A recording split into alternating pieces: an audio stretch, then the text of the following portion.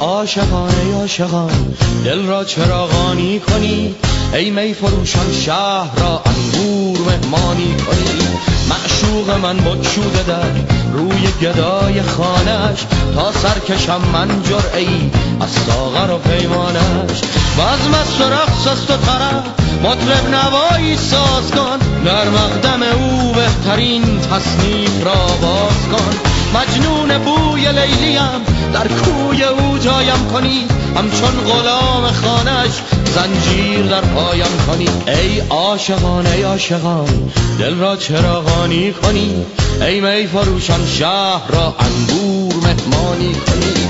معشوق من بگشوده در روی گدای خانش، تا سرکشم من جرعه‌ای از ساغر و پیمانش.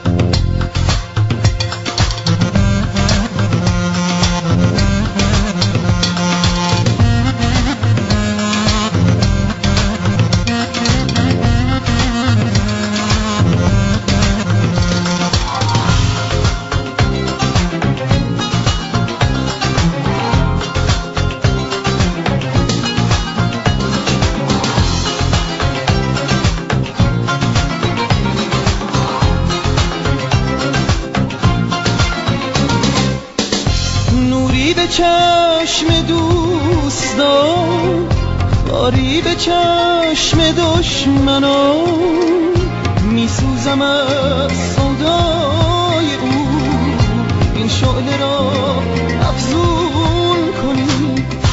چندان که خونم در سبو از روح و جانم میرود، ای عاشقان از قلب من پیمانه ها پرخون کنید.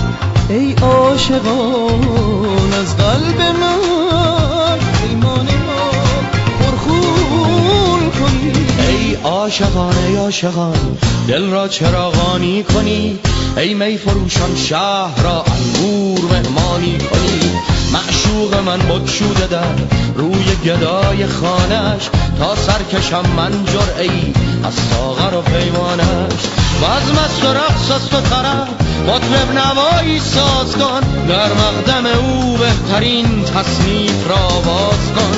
مجنون بوی لیلیم در کوی او جایم کنید، همچون غلام خانش زنجیر در پایم کنید. ای عاشقان ای عاشقان دل را چراغانی کنید، ای می فروشان شهر را انگور مهمانی کنید. معشوق من بگشوده در روی گدای خانش، تا سرکشم من جرعه‌ای از ساغر و پیمانش.